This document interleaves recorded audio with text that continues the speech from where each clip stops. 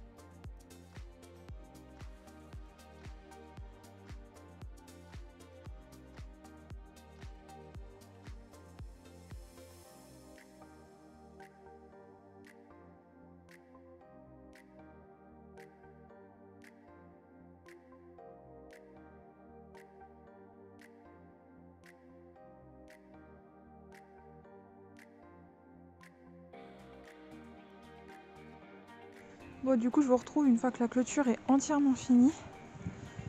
Hop, voilà. Donc, de l'autre côté, là-bas, ça a été fait aussi. Donc, j'avais filmé, mais bien sûr, j'ai eu un problème de carte SD. Donc, voilà. J'avais pas tout filmé non plus. Mais bon. Donc là, on a fait une porte ici. J'ai mis une roulette à cet endroit-là pour pas qu'il y ait trop de poids, en fait, que ça puisse se poser. J'ai pas mis mon piquet droit ici, donc forcément, ma porte n'est pas droite, mais on verra pour rectifier plus tard. Parce que je peux pas ressortir le truc en métal là, vraiment il est vraiment bien dans le sol, il risque pas de sortir. Donc voilà, ici c'est la partie la plus propre, on va dire, le grillage est bien tendu, etc. Donc franchement ça tient nickel. Et ici du coup ça donne ça. Hop, donc là on a un grand portail pour pouvoir faire passer les voitures. Et ensuite je me suis raccordée donc au barbelé qui faisait la clôture extérieure. Ici mon grillage ne touche pas le sol, donc j'ai mis ça par terre. Sinon les chiens passent forcément. Donc voilà, j'ai relié comme ça. Je pouvais vraiment pas le faire droit tout du long. C'est-à-dire qu'en haut il touche le sol. Et ici j'y arrivais vraiment pas. Et pourtant voilà, ici il est descendu au maximum et je pouvais vraiment pas faire mieux. Donc voilà, ici j'ai remis un bout de grillage parce que sinon la chienne passait entre les fils de barbelé. Donc j'ai remis un morceau là. Normalement le reste elle devrait pas passer, c'est trop en pente ici. Donc voilà ce que ça donne. Ici, je dois avoir 3 mètres aussi entre les deux piquets. Donc en fait, le grillage il est assez souple. Il aurait fallu que je remette un piquet au milieu, mais j'y ai pas forcément pensé. Puis après, j'avais pas le courage parce que ça m'a pris un bon moment en fait. J'ai mis au total, j'ai mis à peu près 2 semaines à le faire. Bon, je l'ai pas fait tous les jours, mais j'ai quand même mis quasiment 2 semaines. Du coup ici j'ai dû faire une tranchée pareil parce que le sol est pas droit et que mon grillage était plié sinon. Et pour le portail donc j'ai mis 3 roulettes. Même principe que de l'autre côté, c'est que en fait avec le poids ça puisse se poser et pas me tordre les charnières et la porte en fait tout simplement. Donc là au moins c'est posé, même pour l'ouvrir on l'a fait rouler. C'est pas encore parfait, ça manque de stabilité etc. La porte elle est pas très...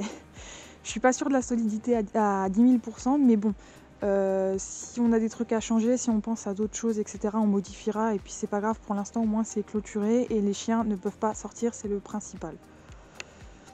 Bon, ce matin, quand je suis allée ouvrir aux cailles, enfin donner à manger aux cailles, j'en ai vu une qui n'était pas en forme. Donc bien sûr, c'est ma petite femelle. J'ai 2 mâles et une femelle dans le lot. Je pensais que ce seraient les 2 mâles qui se battraient entre eux, mais en fait non, c'est elle qui a pris, donc elle est vraiment pas en forme. Ils l'ont éclatée un peu de partout. Elle saigne un peu de partout, les ailes, le cou, le dos, tout ça. Donc là, je l'ai isolée, je l'ai mise dans une cage là. Je lui ai mis à manger, à boire. Pour ce soir, je peux pas la laisser ici parce que les barreaux sont trop larges en fait. Si elles doivent se faire bouffer ou même si un renard passe, il va me défoncer la cage, il va la bouffer. Donc il va falloir que j'aille voir l'enclos des cailles pour voir comment je peux aménager ça pour elle.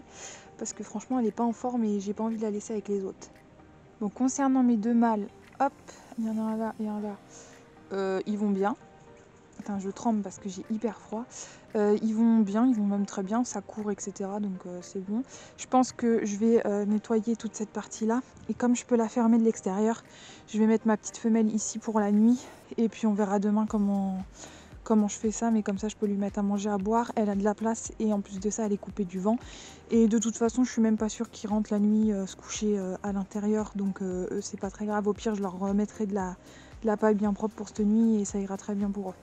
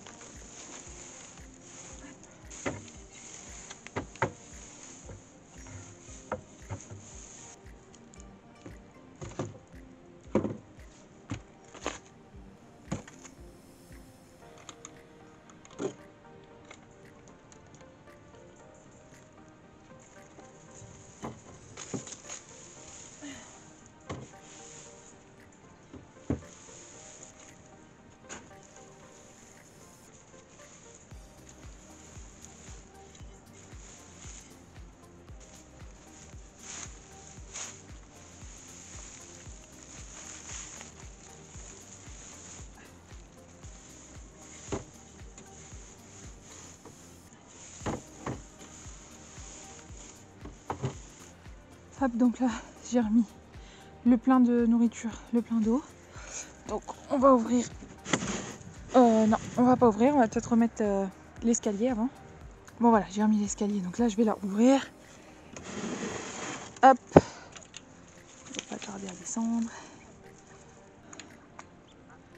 Voilà. Ce qui est étonnant, c'est que bah du coup là c'est deux mâles et les deux mâles entre eux, rien du tout. C'est vraiment la petite femelle quoi.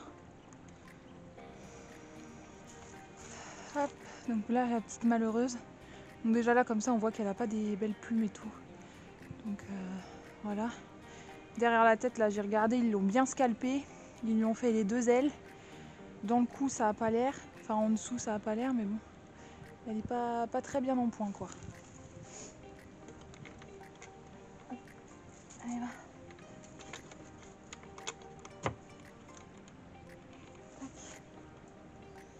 À boire ici. À manger là-bas. Bon, déjà elle chante, c'est pas trop mal. Ce matin elle bougeait plus du tout. Par contre ce qui m'embête c'est que elle a la tête complètement de travers. Et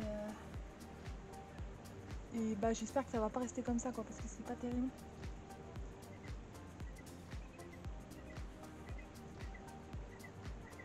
Ouais bah voilà, elle entend les copains, elle chante donc c'est que ça va déjà mieux que ce matin.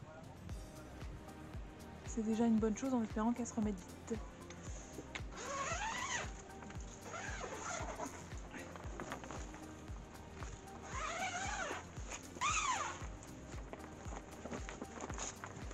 Pour continuer sur la lancée des malades, on a notre grosse cochon d'Inde qui est pas contente d'ailleurs, qui nous perd tous ses poils quoi tout simplement, qui a perdu pas mal de poids. Donc là tous les jours on la pèse etc. Donc elle est assez vive, elle mange, elle est avec sa copine tout ça donc ça va très bien. Juste elle a perdu quasiment tous ses poils. Donc on surveille quand même qu'elle ait pas trop froid parce qu'ils sont dehors. Et on surveille l'eau parce que je pense qu'elle était un petit peu déshydratée malgré qu'ils aient de l'eau tous les jours. Mais voilà, je pense qu'elle s'est retrouvée un petit peu déshydratée quand même. On surveille les vitamines aussi.